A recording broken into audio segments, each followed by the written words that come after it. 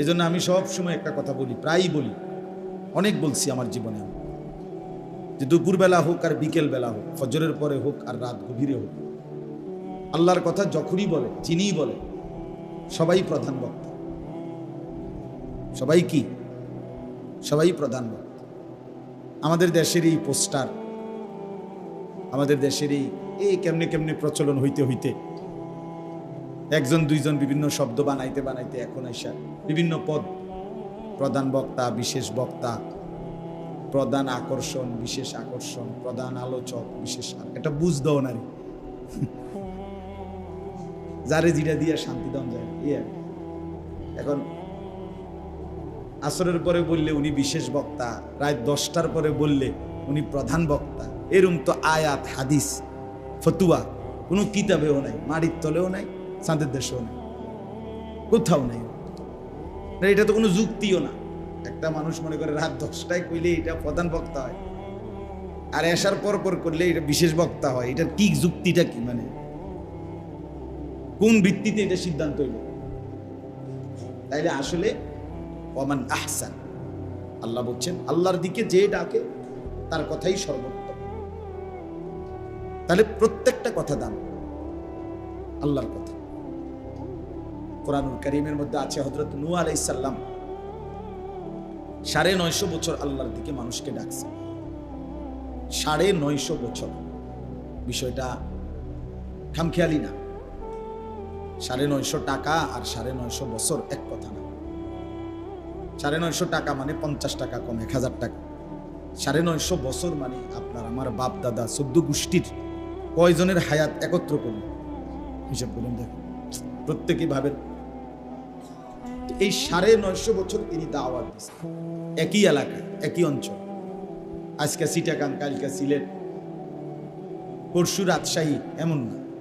এক এলাকায় একই মানুষ, একই জনগোষ্ঠী, মানে একই অঞ্চল। এরপরে একই ফ্যামিলিতে এমনও হয়েছে যে ওই ফ্যামিলির মরতে মরতে 5 জন মারা গেছে, 7 জন মারা গেছে। এই 7 পুরুষ, মনে করেন দাদা, বাপ, ছেলে, ছেলের ঘরে নাতি, তার ঘরে নাতি, তার ঘরে নাতি, তার ঘরের নাতি, এভাবে 7 পুরুষ মারা গেছে। একজনও কালেমা গ্রহণ করে না। কিন্তু নূহ আলাইহিস সালাম এরপরও সেই ঘরে আবার পুনরায় কালেমার দাওয়াত নিয়ে গেছে, একই ঘরে। যে আজকে 300 বছর এই ফ্যামিলির কেউ কালেমা করে না, 500 বছর, তবুও তিনি হতাশ হন না। তা আমার বলার উদ্দেশ্য হলো, ওইখানে আছে কোরআনে, ওনার নামে একটা সূরাই আছে, 29 নম্বর পারায় একটা সূরাই আছে, সূরায়ে নূহ, নূহ আলাইহিস সালামের নাম। ওইখানে আছে, তিনি আল্লাহকে বলছেন, এই উনি ওনার 950 বছরের দাওয়াতের ইতিহাস, ওনার কষ্ট, মেহনত বর্ণনা দিয়েছে। আল্লাহ আমি কি কি করছি, আমার আল্লাহ তো সবই দেখছে। এরপরে ওনার মনের একটা আবেগ, উনি যেন বলছে, আল্লাহ আপনি আমার দুঃখটা কত শুনেন, আমি কি কষ্টটা করছি। তো ওইখানে আছে, উনি প্রথম বলছেন, ক্বালা রাব্বি ইন্নী দাআউতু কওমি লাইলাম ওয়া নাহারা। হে আল্লাহ, আমি আমার জাতিকে আপনার দিকে দাওয়াত দিয়েছি, লাইলাম ওয়া নাহারা, রাতেও দিনে। তাইলে এখন বলে, রাতে বললে যদি প্রধান বক্তা হয়, সকালে বললে যদি হয় বিশেষ বক্তা, তো নূহ আলাইহিস সালাম প্রধান বক্তা কখন, বিশেষ বক্তা কখন? আর একই ব্যক্তি 2 রকম বক্তা হবে কেন? কথা বুঝছেন? তাহলে এইটা কোনো বিষয় না। বিষয় হলো উনি বলছেন, আমি লাইলাম ওয়া নাহারা, রাতেও বলেছি, দিনেও বলেছি। শুনতে চায় নাই, আমি বলছি। জালু আসাবিআহুম ফি আদানিহিম, নূহ আলাইহিস সালাম বলছে, আল্লাহ আমি বললে ওরা কানে আঙ্গুল দিয়া ফেলছে, আমি তবুও বলছি। ওয়াস্তাগশাউ সিয়াবাহুম, চেহারা ঢাইকা ফেলছে আমার কথা যাতে না শুনে, আমি তবুও বলছি। ওয়া আসাররু, জিদ দেখাইছে, জিদ ধরছে, সবসময় মিয়া আমার লইয়া ফান। আর মানুষ দেখেন না মিয়া ওয়াজে, অনেক মানুষ আছে না, অনেক সময় মানে একজনের হয়তো বেশি কইয়া লাইছে, বারবার নসিহত, এই হেমিয়া দিছে উল্টা জারি, আরে মিয়া ঘুরিয়ে গেলে আমারে ফাইছেন ওয়াজ করতেন, আর মানুষ দেখেন না। আমি একবার আপনার যাত্রাবাড়িতে 3 দিনের তাবলিগের সফরে গেছিলাম, ওলামাদের জামাত নিয়ে, প্রায় 30-32 জন। তা আসরের নামাজের পরে গাছতে বের হয়েছি, তো আমি আমার বানাইছে মুখ তাকাল্লিম কথা বলার জন্য। তো এক দোকানে আমি রাহাবার আমা করে নিয়ে গেছে। এখন ওই দোকানে দাঁড়াইয়া মানে দোকানের দরজার সামনে দোকানদার ভিতরে বসা, মাত্র শুধু সালাম দিছে। আমরা কোনো কথা একটা লাইনও করছি না, কিচ্ছু বলি নাই, শুধুমাত্র দাঁড়াইছি, সালামটা দিছে শুধু। ওই রাহাবার ভাই এই ওই লোক দোকান থেকে সাথে সাথে হুজুর ঠিক আছে যান, চেষ্টা করুন।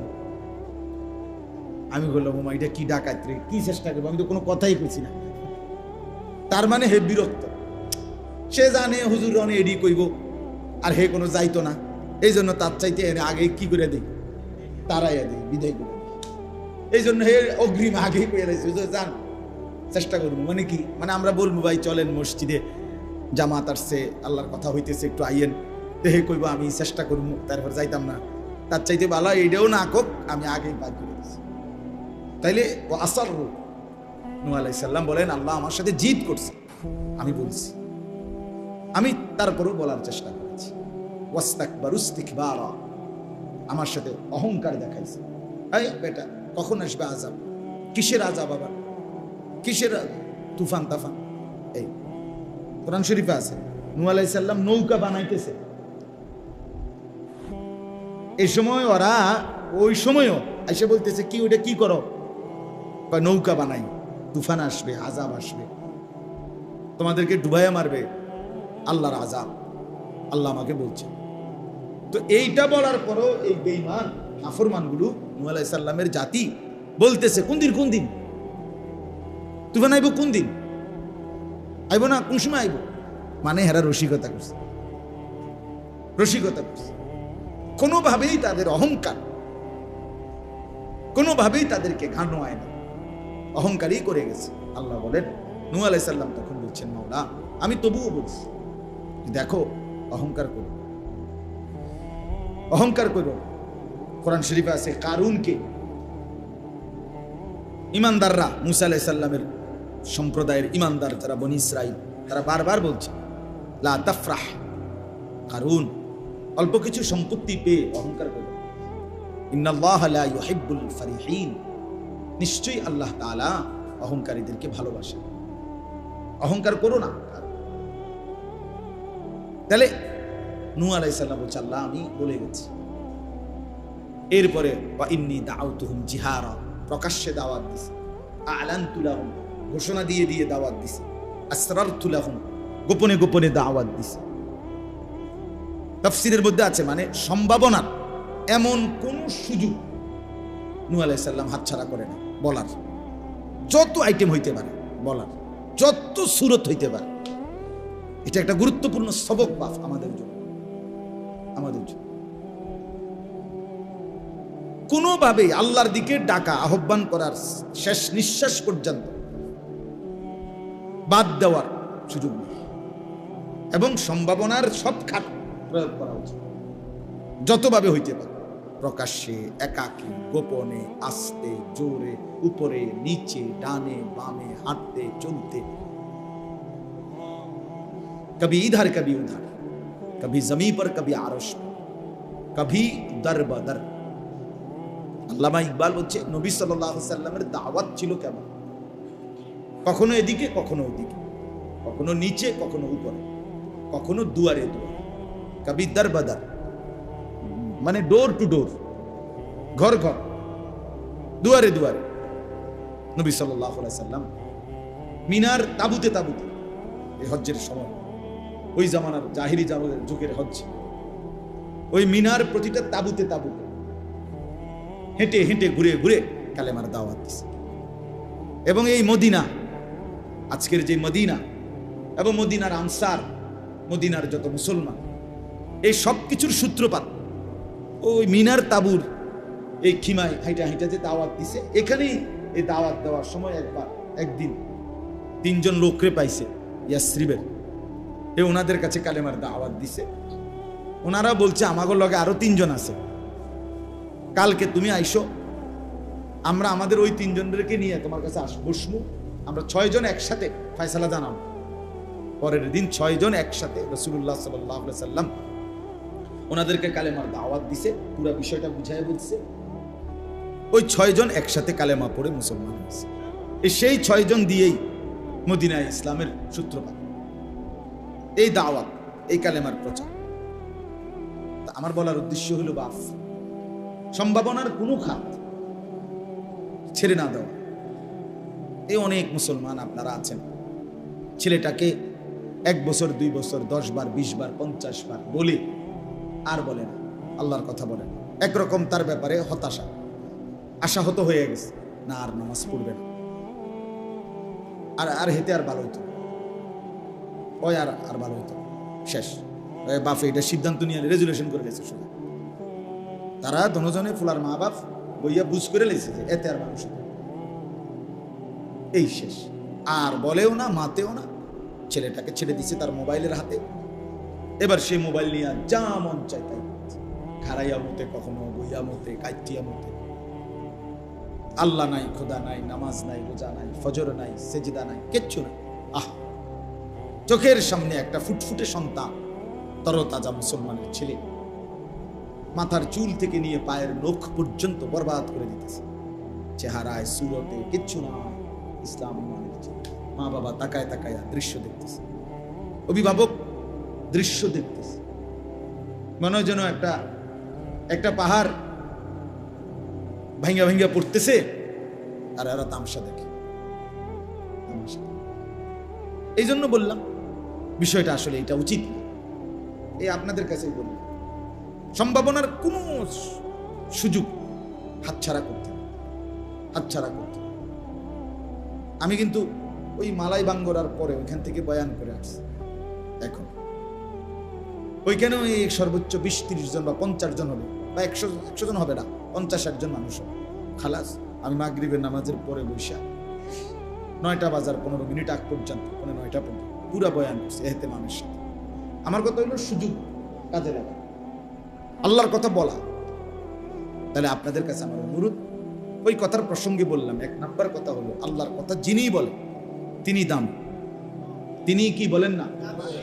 এজন্য সবাই মসজিদের ইমাম সাহেব জুমার বয়ান করে, ওনারে যথোপযুক্ত কদর করবেন, শুনবেন মনোযোগ। উনি আল্লাহর কথাই বলেন। আসরের পরে যে হুজুর বয়ান করলো করে, উনি আল্লাহর কথাই বলছে। জোহরের পরে যিনি বলছিল, আজকে বলতেছি না, মানে মাহফিলগুলোতে আসরের পরে আমরা এই গ্রামের হুজুরের টুকটাক কিছু করবো, এই এমনি। আমার অনেক সময় আমি বলি টুকটাক ওয়াজ কি, আসরের পরে গ্রামের হুজুর বললে এটা টুকটাক হয়ে যায়, আর এই ক্যান্টনমেন্টে হুজুর আইলে এটা একেবারে প্রধান বক্তা হয়ে যায়। এই মাত্র 20 মিনিটের ব্যবধানে এত বড় ডিফারেন্স হয়ে গেল কেন? কথা বলে ইনসাফ না, এটা সত্য কথা। এটা বাস্তবতা হলো আল্লাহর কথা। আপনার মহল্লার হোক, মসজিদের ইমাম হোক, দূরের হোক, যিনি বলেন তিনি দামি, তার কথাই কি কদর করা যায়, কদর করা যায়। আর আপনাদের কাছে অনুরোধ হইল, নিজের স্ত্রী, সন্তান, ছেলে মেয়ে, তাদের ঈমান, আমল, নামাজ, রোজা, বন্দেগী, আখিরাত, পরকালের ফিকিরের ব্যাপার আপনার শেষ নিঃশ্বাস পর্যন্ত নিরাশ হওয়া, হতাশ হওয়া, ছেড়ে দেওয়ার অনুমতি নেই। আপনি জবাবদিহি করতে হবে, নয়তো কেন ছেড়ে দিলেন? আল্লাহ তো আপনাকে ছেড়ে দেওয়ার অনুমতি দেন। 950 বছর পরে নূহ আলাইহিস সালাম ছেড়ে দিলেন কেন? কোরআনে স্পষ্ট আছে, আল্লাহ পাক বলছেন এই জন্য ছেড়ে দিয়েছেন, নয়তো ছাড়তেন না। ওয়া উহিয়া ইলা নূহিন আন্নাহু লান ইউমিনা মিন কওমিকা ইল্লা মান কাদ আমানা। এটা কোরআনের আয়াত। আল্লাহ পাক বলেন, আমি নূহের কাছে 950 বছর পরে ওহী পাঠাইলাম যে তোমার কওমের যে কয়েকজন ঈমান এনেছে আর কেউই ঈমান আনবে না। ফালা তাবতাইস, অতএব তুমি আর নিরাশ হইও না, হতাশ হইও না, ছেড়ে দাও, বাদ দাও। বাকিদেরকে আমি ধ্বংস করে দেব, আমি ধ্বংস করব। কোরআনে আছে, ওয়ালাকাদ আরসালনা নূহান ইলা কওমি, আমি নূহকে তার জাতির জন্য রাসূল বানিয়ে পাঠিয়েছি। আল্লাহ বলতেছে, ফালাবিসা ফীহিম আলফা সানাতিন ইল্লা 50 আমান। অতঃপর নূহ তার জাতির মাঝে অবস্থান করলো 1000 বছর, 50 কম, ইল্লা 50 আমান, 50 কম 1000 বছর, মানে 950 বছর, মানে কত? 950 বছর। এরপর আল্লাহ বলতেছে ফাআখাযাহুমুত তুফানু ওয়া হুম যালিমুন, অতঃপর আমার তুফান তাদেরকে পাকড়াও করলো এই অবস্থায় যে তারা জালেম পাপী রয়ে গেল। এইজন্য তাইলে নূহ আলাইহিস সালামকে থামাইছেন কে? আল্লাহ থামাইছে, নয়তো উনি থামতেন না। তো আপনারাও যদি আল্লাহ থামায় মৃত্যু দিয়ে, তো ওই থামবে না।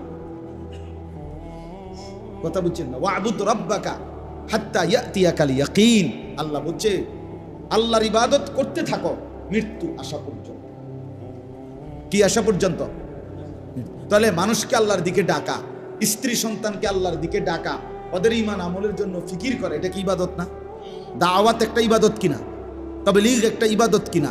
অন্যকে আল্লাহর কথা বলা এটা একটা ইবাদত কিনা? বলেন না, সওয়াবের বিষয় কিনা? এটা ছেড়ে দেওয়ার অনুমতি আসলো কিভাবে?